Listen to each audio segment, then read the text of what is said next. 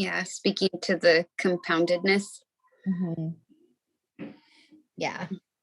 Yep. And then like I also liked when we were planning today, I don't remember if it was last week or Monday, when we were talking about like what is the story of the virus, or Hmm. like in thinking about Mother Earth, like I wonder, I want to listen to what her response is as well. Um, and then regarding the vaccine, because it's hard not to talk about COVID without talking about like the vaccine and the separation that it's causing in people. Um, and it's not that the vaccine is separating people, it's the lack of relationship in general, I think, and the lack of ownership um, of the virus being a possibility, or not being able to lean on Mother Earth and her plants as much through the pandemic. Um, I don't know that, yeah, that was just some thoughts, because for me, it took a long time to get vaccinated. And that's, because I don't want that. I don't want any of those synthetic things in me, and like not having all the research and um yeah, and I don't have any regrets. And I just know that for a lot of people without resources for their mental, spiritual, emotional health, it can be even more overwhelming. It can be even more of a detriment to the daily living. Hmm. Yeah. Yeah. And then there's like the layer of children. Like I feel like for me, yeah, it took a long time for myself to get vaccinated. Um, because there's just so many different angles and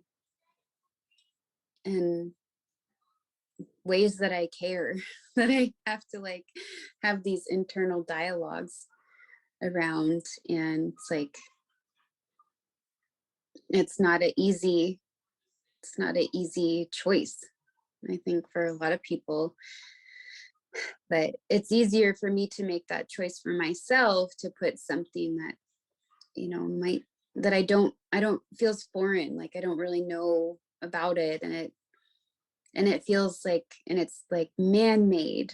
um and there's all these different um things around distrust that come up for me around relationship with Western medicine, and history even of pandemics and diseases like wiping out tons of people, and um, just seeing how vaccines have helped in the past, but they've also, like, then there's like looking at sterilization and all of these things that have happened, that like, how can I trust this? How can I, like, I want to, but how can I? And okay, well, it seems like this is helpful for other people, right? Like I'm less of a risk for other people if I do this to my body, which I care about. I care about other people, especially elders and babies and the vulnerable ones. um, but then asking, like, asking to give that to my child, just like, whoa, like it's one thing to like do that to myself, like my body, I get to choose that, right? But then how do I actually check in with my child, who's a child, about what they are comfortable with in their body, and making that kind of a decision for them? It's just, yeah. Yeah. Oh my God. Yeah, that's very scary. Um, and that when you brought up the sterilization, that really rang true for me and my family as well. I have, my mom that's deceased, but before she passed, she did talk about when she would go to the clinic, she knew like they were doing other stuff and she wasn't sure what, but she can feel it in her body. And then she did have a lot of like miscarriages and stillbirths before and after me. And then I was the last one that she did deliver.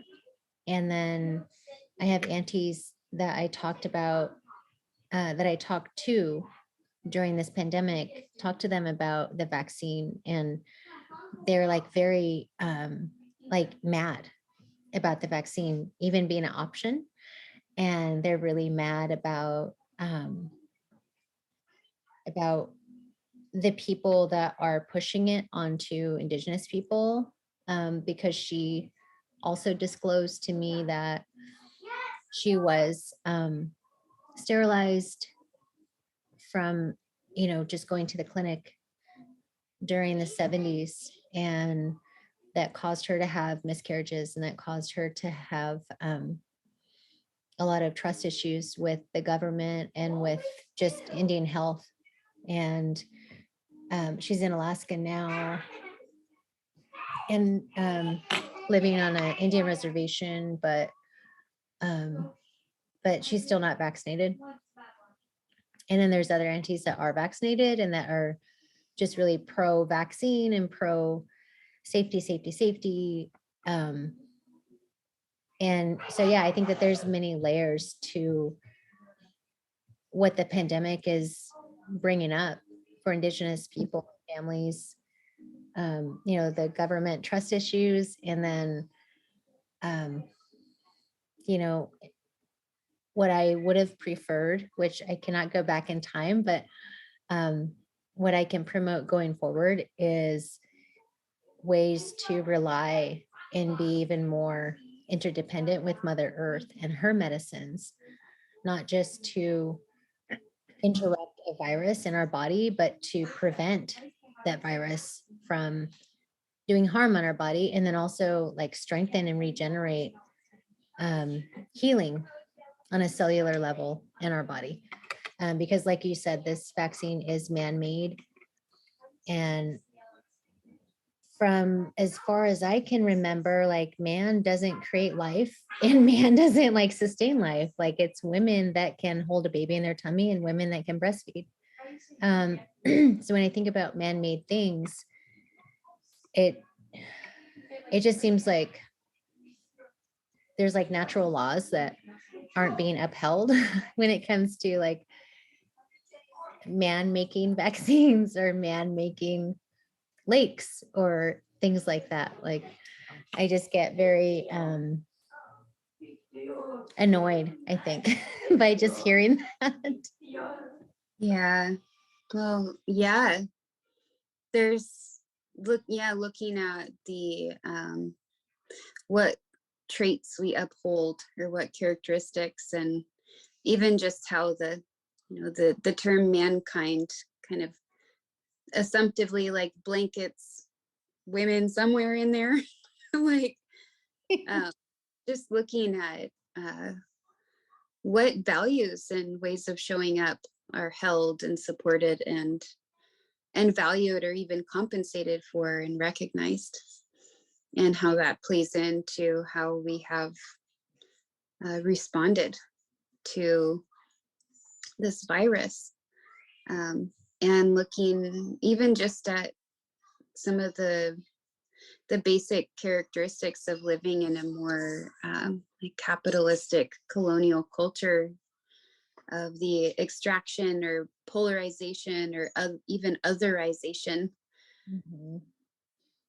that doesn't hold a lot of space for listening or for relationship building or our feelings, our communication, some of those values that I feel like nurture life and bring life.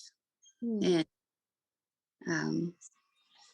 like what would it look like if we really tried to understand the virus and listen, like just even that acknowledging of this is a living being that we share earth with, and what communication is happening. Like I think every time I ask myself that question, I have like a big, well, I don't know, but I feel so much curiosity, and I feel like I could explore that a lot. And I think us as like a global community could spend a lot of time being in dialogue with each other, just asking that question. Instead of being like, this, this is evil and it's killing people, and this is this other enemy force.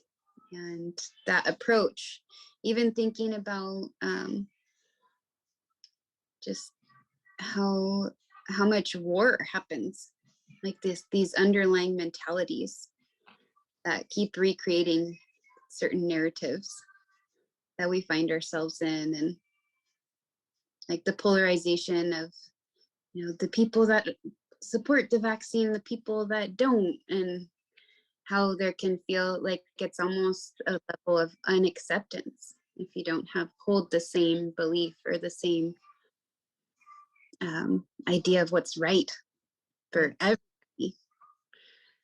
And yeah, I'm so curious about those in-between spaces where we listen to each other, and there's like safe space to share in that way, and open our minds more to like meet each other.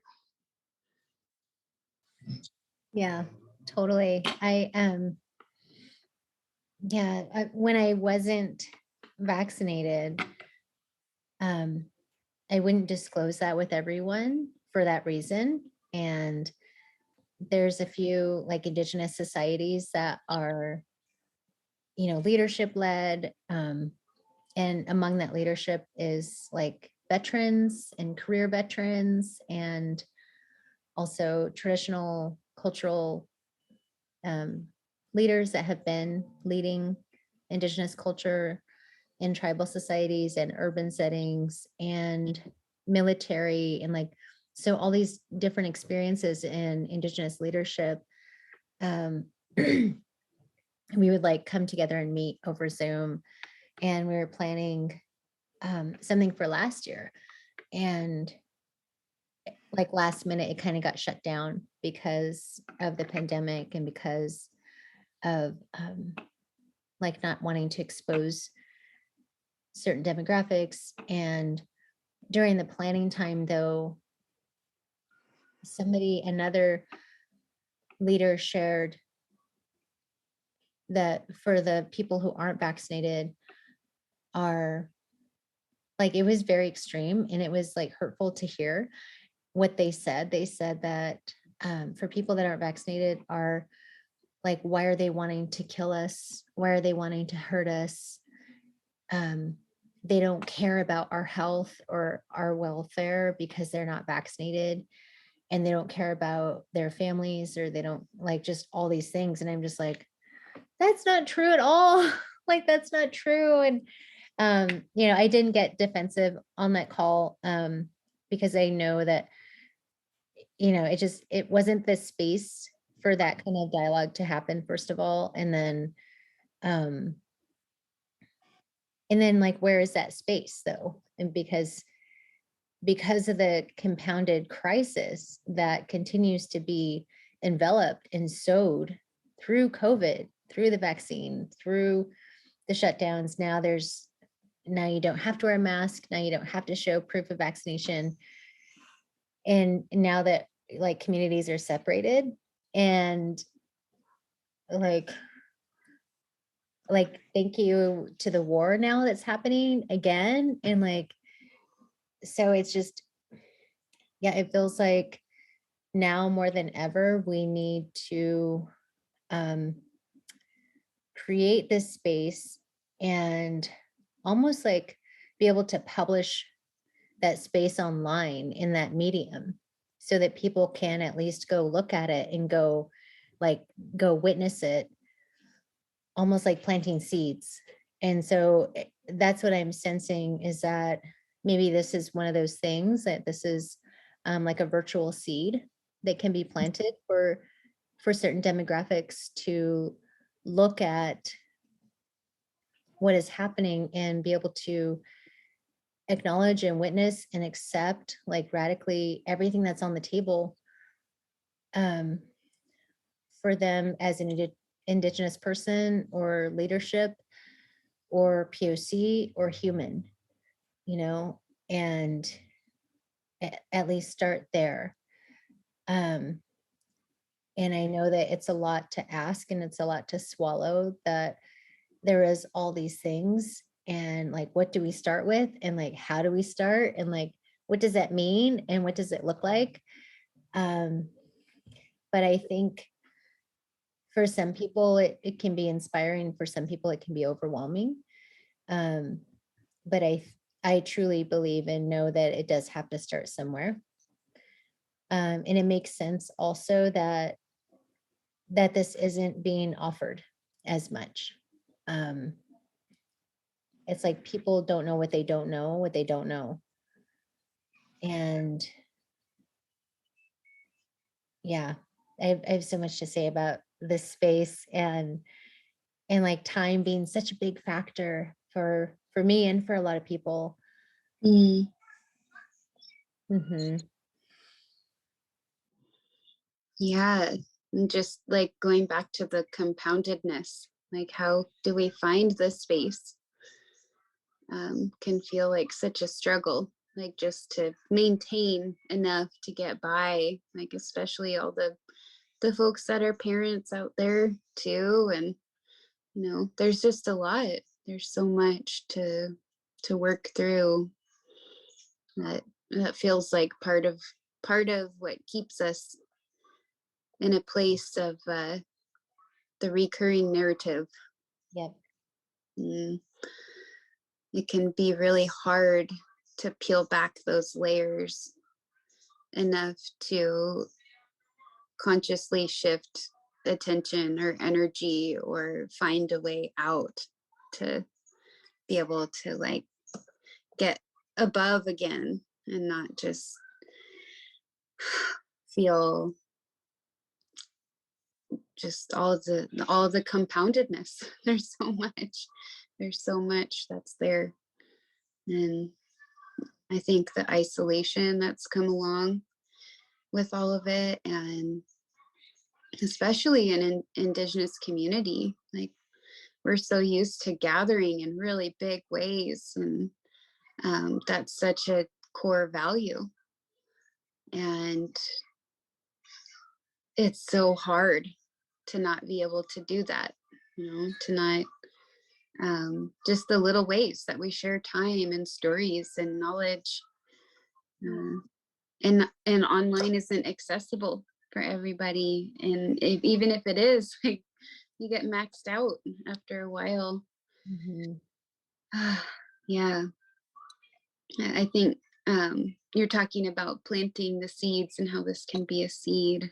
And when you're speaking of the seeds, I think about how different seeds need different environments to grow and be nourished, and how can we create the environments to nurture, um, in a, you know, bring forth our motherly nature. Yeah. And that is so important and lacking. And how do we create those spaces to nurture? And a lot of it, I think, is about safety too.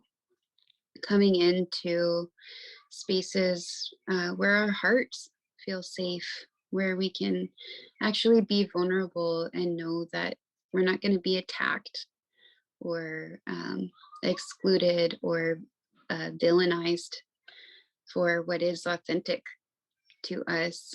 And we don't get to learn so many communication skills nowadays, like in the education systems. I think, you know, maybe some of that's changing now. I think there's more understanding around like social emotional learning that's coming in. But being able to have a protocol where we can uphold the kind of environment that's needed for those seeds. And what does that protocol look like? Mhm. When somebody shares something vulnerable, how do we respond? Or when there's like opposing points of view or just different points of view, how do we hold those in the same space and find acceptance? Oof. Totally. That's so tricky. So tricky and like so needed. And yeah, for me, just even thinking and considering those seeds that I'm wanting to plant. And so for that space, I think that inclusivity, first of all, is generational and reliant on Mother Earth and the ecosystems outside and the biodiversities between us and her. And yeah, so it's like, it's pretty deep, but it's pretty natural. Um, so that part is encouraging. And then, the other part that isn't encouraging is like, oh man, like, come on, people, like, you know, um, like just, yeah, wanting to shine light um, for folks in leadership, for the children and the babies and the pregnant people and the people of the water and the people of the plains and the salmon and just, yeah, like it's very much full. And so is the resistance, and I think, of course that's okay. Like it has to be okay. There's no other way it can be because that's the way it is. But it's just a really dramatic time right now. And yeah, very dramatic times. And I think knowing like these traditional creation stories and like having access to certain knowledge about Mother Earth and her medicines and having relationships and sisters like you and other leadership and community, I think is most encouraging. Mm-hmm. Yeah. Yeah. When you're talking about it being okay or this feeling, I was I went back to the seeds and I was just imagining the role of gravity. There's that force that depending on what your understanding is or how you choose to see it, the gravity may be working against the seed, trying to push it down, while the seed is like working toward growing to the sunlight where it gathers all that nourishment from. But like maybe we don't fully understand what the role of gravity is in the entirety. Like Right. trying to really reframe this narrative of like the othering or and that kind of listening that really leads to understanding. Mhm. And that's where I feel like a lot of the growth is really held, like is when we can reach enough toward each other, because you can also see the gravity maybe is reaching toward the seedling as the seedling is reaching up into the gravity. There's like all these different ways that can acknowledge the medicine that each of us hold for each other. And even if we really dislike what's going on or Sometimes it is recognizing that we do need to put a stop to something. Someone is causing harm. It's like there's all these different ways that we're called to show up, but not getting stuck in them. Yeah. Yeah. Yeah. I love that. I haven't quite thought about gravity like that before. So and I wanted to ask you a question too. Oh, okay, go ahead. Because I want to understand more about the aspect of partnering with plants and partnering with nature, and looking at this more like whole family system of us belonging and having many relatives, and how do you see that having a role with the virus, and even in relationship to the vaccine? Yeah, thank you for that question. I see. So first, I feel like what I've learned and what I was taught from Mother Earth and certain situations and circumstances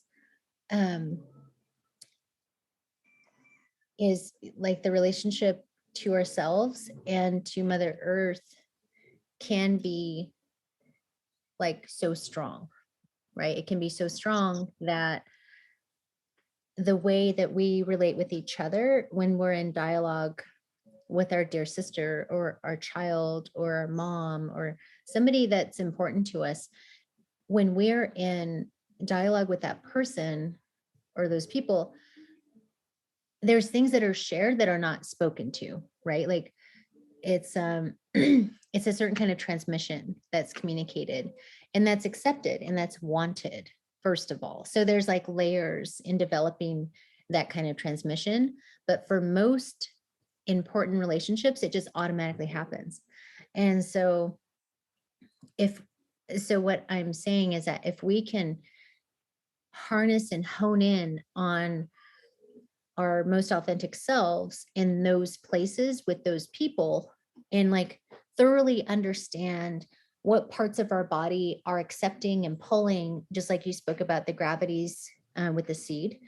If we can go into ourselves and have that kind of awareness and attunement, then with Mother Earth, it's I myself am able to relate to her in that way, like listen and like be with her with certain plants or medicines. And there's plants that are so powerful, like they're not even synthesized. Like Western medicine, their science as like miraculous and spontaneous and crazy as Western science or all science is, how they can recreate certain beings and duplicate and synthesize a lot of medicines. There's plants that they cannot do that yet. Like that's how powerful Mother Earth is. And it's not about like wanting to know that kind of power at all. I'm not saying that. What I'm saying is if we can go into ourselves and like find the routes and the seeds of that kind of transmission with each other, with the people that are important. And we can also do that with Mother Earth, and we could also do that with the larger community, and we could also do that with her, with Mother Earth, especially, so that we can heal our respiratory tract, so we can heal our digestive tracts with her medicines, with her plants, so that when a virus comes along, we don't get as sick, or we're not so dependent on this synthetic chemical man-made thing that we don't know, especially if we have trust issues, right? It's almost a double-sided sword. If someone has a trust issue with this medicine, then like we're going to double hurt ourselves when we ingest the medicine. Like there's already some wounds there in our body. And yeah, I'm talking a lot about like relationships and wanting to like partner in an authentic and also very precious way to each other, but also to Mother Earth, and be able to resow and resow and resow and reframe, not just so that it makes sense. So it's not about rationalizing, it's more about reconciliation, right? Because overall, minus the data and the science behind the vaccine, it's about reconciliation. It's a man-made synthetic formula that is supposed to reconcile the virus in our body.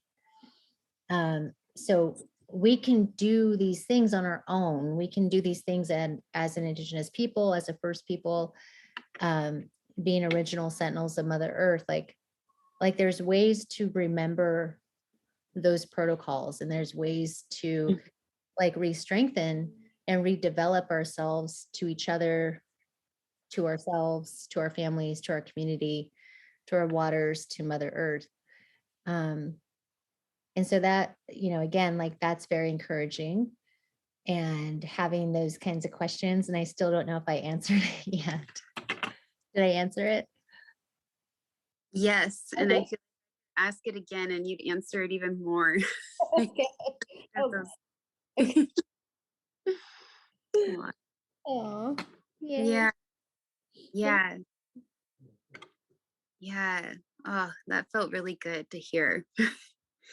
And even, talking about that transmission, and sometimes even when we listen, there's a way that we listen that just, there's something that is already connected in us, or that has this deep affirmation, like inside of us. We know, like when we hear something that comes from a place of truth or real understanding, it it just wakes up that in us, and it Yeah. feels like medicine. It's like getting to hear you acknowledge some of the things that you just did. And I think about our relationships with plants too, and even how accessible they feel, or where we turn to look for those relationships. And what happened, like with a lot of our traditional medicines, and there was a lot of oral knowledge and history that we did lose in a certain way, but we didn't lose where that comes from, the kind of listening that cultivates those understandings in our partnerships and relationships with plants and our territories, and how we've held each other. And those are like, they've made us who we are.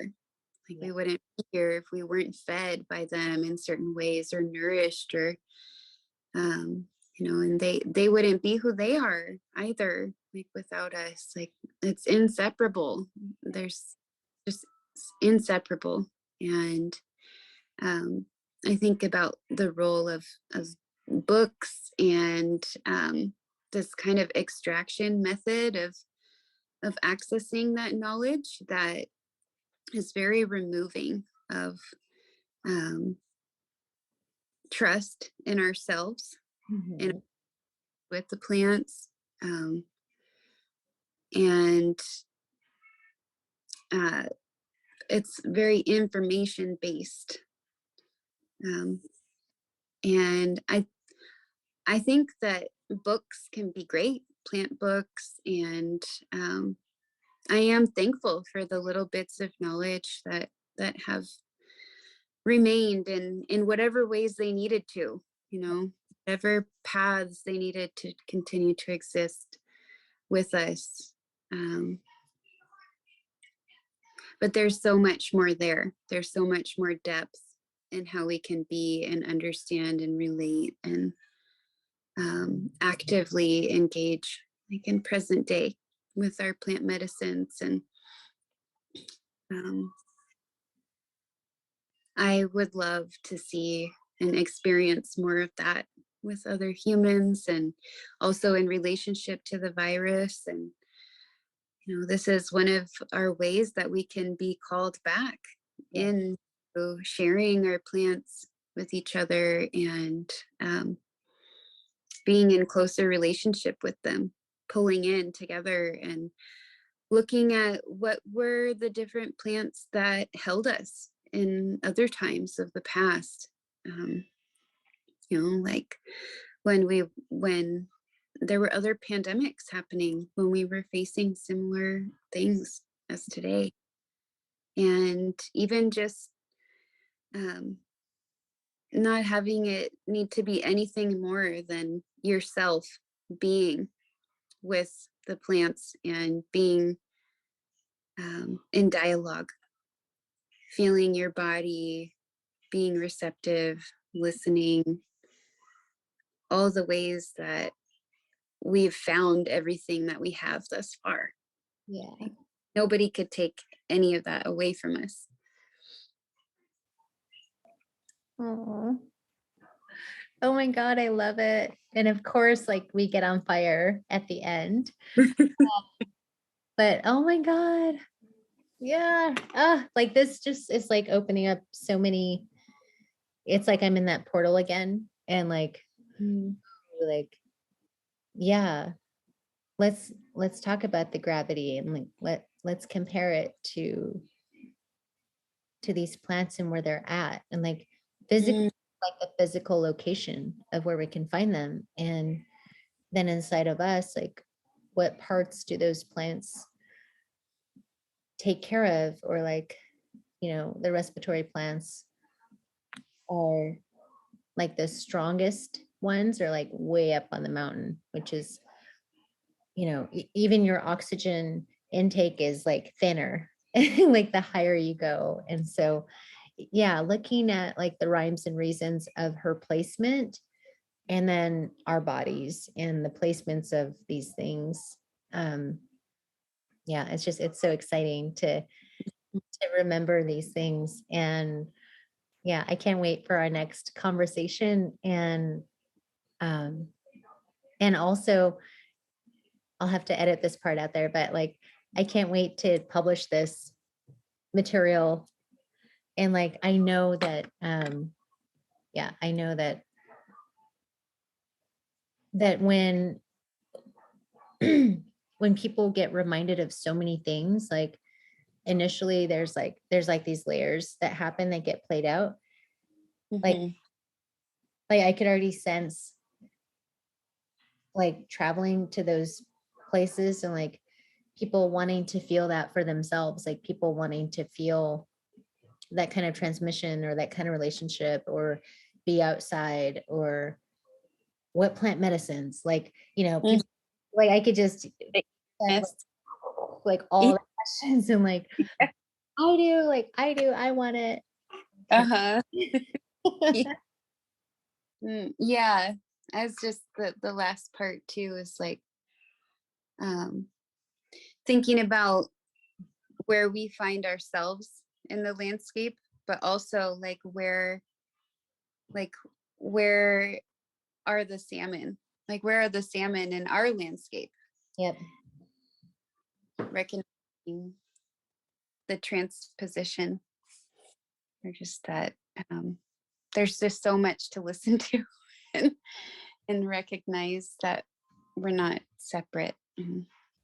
Yep, totally. And yeah, and then for like it's always been in me since I was like in elementary school when I learned about like the buffalo being gone and we still have our sand. It's always been a constant, like some kind of partnership of like of knowing the catastrophic outcomes and impacts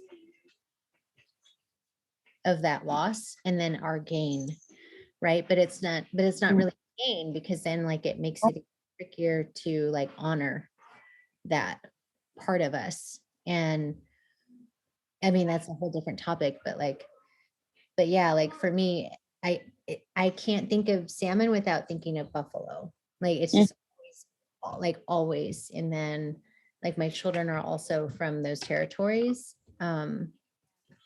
So then it's like, well, in regards to like relationship, like what else am I feeding or what else am I being called to in mothering that. And then like Mother Earth, like that's her loss as well. So Yeah.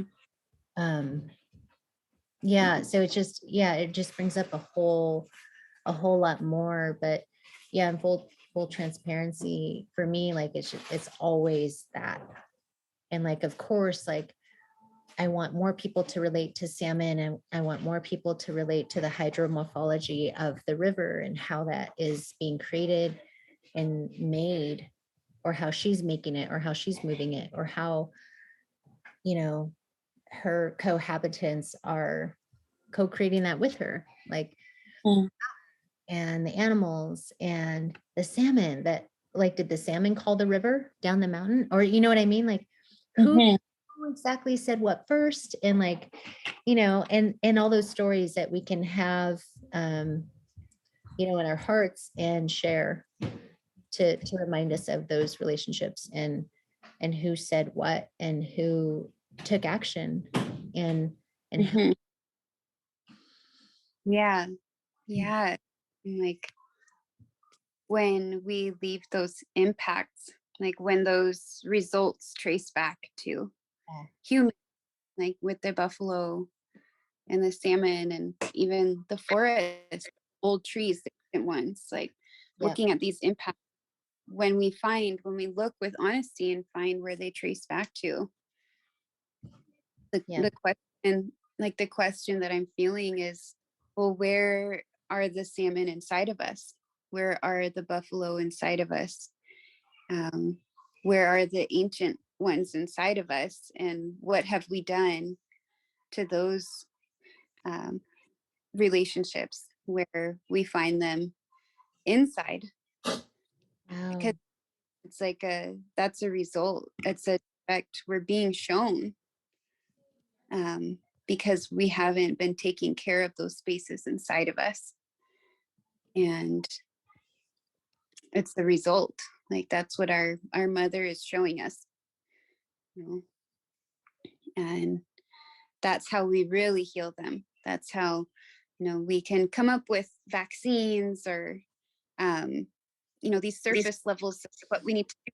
The rivers are different ways of monitoring and whatnot. But if we don't acknowledge those landscapes inside of us, or how we are inseparable in that way, like they make us, they really make us, and we also make them. Yeah. And if we don't address that, it's the same narrative. Like we will continue to Like, do band-aids, or come up with whatever alienated forms of solutions we right. can. Yeah. Oh my God. Yeah. Oh my God. Thank you, sister. Oh my God.